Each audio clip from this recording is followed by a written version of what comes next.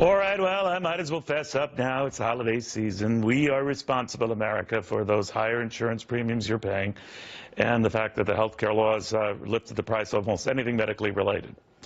It's the only thing I can figure out, and the president was onto it, saying in an interview in The Atlantic, and I quote here, "The folks who are now Trump supporters, they're responding to a fictional character named Barack Obama, who they see on Fox News or who they hear about through Rush Limbaugh." Now, a man who's going to obviously confess and get the word out as well, Karl Rove, the former Deputy Chief of Staff to President George W. Bush. "I just want to cleanse my soul, Karl, and let people know that I did indeed hike insurance premiums, that I did indeed give them that sticker shock with high deductibles that sometimes run in excess of $5,000. Good. I've cleared my conscience. What say you?" Well, Neil, I'm sorry, but it's not about you. Fox News is collateral damage. Yeah, he blames Fox News for creating this climate of opposition to him, but the real target that he has in mind is the American people. This interview is well worth reading because it is so jaw-droppingly condescending and arrogant. He says Fox and Rush Limbaugh had an impact in terms of how large a portion of the white voters would see me. It shaped an entire generation of voters and tapped into their deepest anxieties. He says that we helped activated their fears. He says that as a result, yeah, white people voted for him, and that's okay, but they are people who have now been made afraid and suspicious and fearful because what they're seeing and hearing. In other words, white people are racist if they disagree with me. You've had your fears and your anxieties activated by Fox, not by the facts of the matter, but by your racism, by your bigotry. You can't disagree with me about the Affordable Care Act. You can't be upset about your premiums going up, your insurance going away, not being able to keep your plan, unless you're a bigot. You can't be concerned about the weakest economic recovery since the country began, and the only economic recovery in which median household income dropped, unless you're a bigot. You can't disagree with my policy of doubling the national debt in 8 years unless you're a bigot. I mean, this interview is sure, it kicks around Fox and Rush Limbaugh a little bit, but at the heart of it is an assault, a condescending and arrogant assault upon the good sense of the American people. The only reason you can disagree with me is your fears have been activated about this black man named Barack Obama by these institutions that have misled you. I'm real, I'm great, I've done everything good, and if you disagree with me, well, it's because you're driven by your anxiety and your fears about a black man being president. But you know, it's permeated the entire Democratic Party, still trying to come up with reasons to see how Hillary Clinton lost by constantly pointing out the popular vote gap, by constantly saying, you know, it was the Russians, it was hacking, it was Jim Comey, lunar eclipses. You know, eventually there has to come a moment where you look at a marionette and say, is there something we did? Because, well, I remember, Carlos, prior to the election, the president kept pounding the point. This was about his legacy. This was about his issues. This was about a lot of the stuff he had done. And then after the fact, no, it wasn't about my legacy. It wasn't about my issues. It wasn't about any of that stuff. Yeah. No, look, we have two issues here. We have the Democratic Party, which you're right. The sooner they wake up and start to smell the coffee and realize they lost the election because they had a lousy message, they're too far left wing, they had a lousy candidate, and they got trumped, then the better off they're going to be. But you know what? I'm beginning to think it's going to be a long while before they wake up out of their hysteria and start to face reality. Then we have President Obama. And President Obama is doing what he has done for a long period of time, which is to construct a reality of who you are that says that nobody who opposes him can do so on the basis of a reasonable disagreement about the policy or direction of the country. It's amazing, the straw men that keep popping up in here. He says, here's how he describes, you mentioned the Affordable Care Act and about premiums going up and so forth. No, that's not why people oppose the Affordable Care Act. The whole debate about Obamacare, where the whole way in which it got framed was he's trying to take something from you to give free stuff.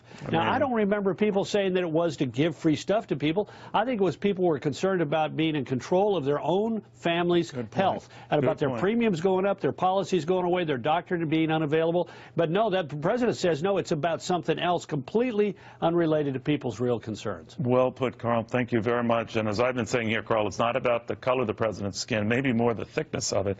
Karl Rove, former White House Deputy Chief of Staff, multiple best-selling author. Good seeing you. Merry Christmas.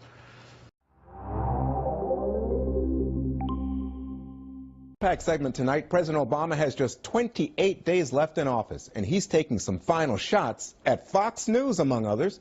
In a new interview with The Atlantic, President Obama says, quote, "If people are angry that somehow the government is failing, then they are going to look to the guy who represents the government." And that applies, by the way, even to some of the folks who are now Trump supporters. They're responding to a fictional character named Barack Obama, who they see on Fox News or who they hear about through Rush Limbaugh, end quote. Compare that to how President George W. Bush responded to his media critics during an interview with Bill O'Reilly in 2010. I spent a lot of time with the media. I harbor no resentment to the media, by the way. Really? Even the people who tried to hurt you and called you a criminal? No, I don't like to be called a criminal, but I think a lot of times the media were just transmitting other voices. Joining us now to analyze, Dana Perino, my co-host on The Five and author of a really fabulous new book, Let Me Tell You About Jasper, which makes a great Christmas gift. I can attest to that. Ah, thank you. You're very welcome. Let me ask you, I think you were there for that interview with Bill O'Reilly. Yeah, so that was in 2010, so it was a couple of years after the president left office, and it was during his book tour for Decision Points. And I remember going there, and the president hadn't done interviews in the intervening time. He had stayed out of the spotlight, as he said he would. And he never wavered on that tone, right? Just to say, I'm not going to worry about negative press that much. Like, he didn't love it, but he had a pretty strong stomach for it. We didn't complain about MSNBC incessantly at the White House. I think that felt a little bit unnecessary. And also, the thing that's amazing now, and especially for President Obama, is the tools that they have at their disposal to talk directly to the American people are just incredible. So he can reach so many more people than would ever watch Fox News with a direct message. Now let me say that President Obama said there's a concentrated vilification of him, not only here at Fox News, but by Rush Limbaugh, and he talked about a conservative echo chamber, Dana. Is that fair? Well, that's certainly how they see it, and I think that they wish that there was a corresponding left-leaning echo chamber, and there just really has not been. However, that said, liberals and left-leaning sort of media, all of Hollywood, pop culture, music, entertainment, well, movies, Dana, what about television, books, well, I was going to say, what about NBC, CBS? You don't think that the left has their own province? I have a little bit of a different perspective. So as the White House press secretary, when I was in the briefing room, I do believe that the reporters who were in that room tried very hard to be fair.